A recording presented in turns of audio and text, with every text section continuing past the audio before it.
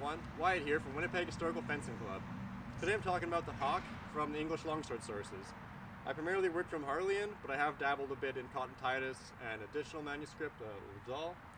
So our Hauke is our basic downward cuts from right side, left side, straight down, but everyone's more or less in agreement. These are our basic cuts, like a fendente or an Oberhau.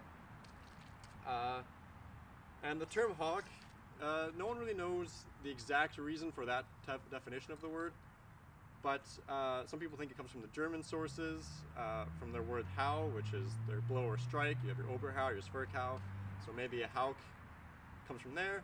There's also the belief that it's similar to the bird of prey, the falcon, and Posta di Falcone, the Italian version of this downward strike, who some people might know from the movie Kingdom of Heaven, or if you worked from the Italian sources, you might be familiar with it.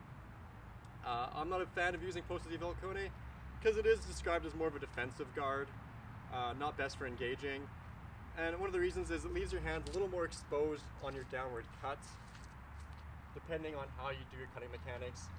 If you see my little sword here, it might get in the way of my hands before I'm able to make a safe cut. So, one of the key things with my Hauke is that it's a point up cut. And what I mean by that is that if I'm in a lower position, my point comes up to do a Hauke from a lower position. And it's different than my quarter blows, which I'll get to in another video. My quarter blows, essentially, my hilt comes up first, and I cut more like that.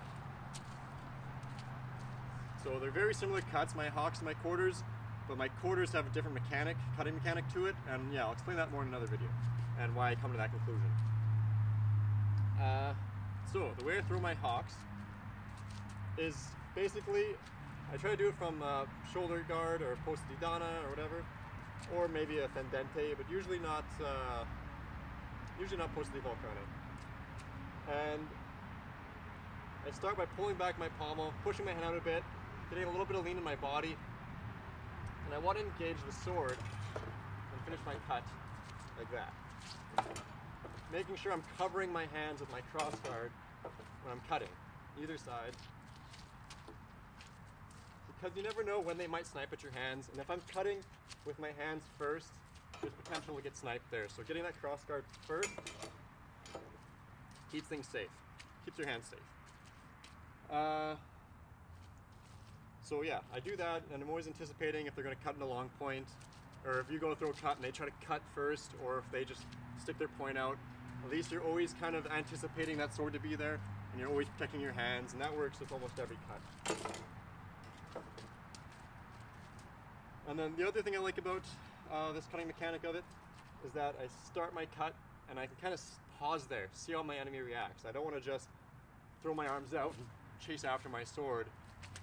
Start it here, see how they react, and if they move a certain way, I can change lines, or I can take my cut upwards.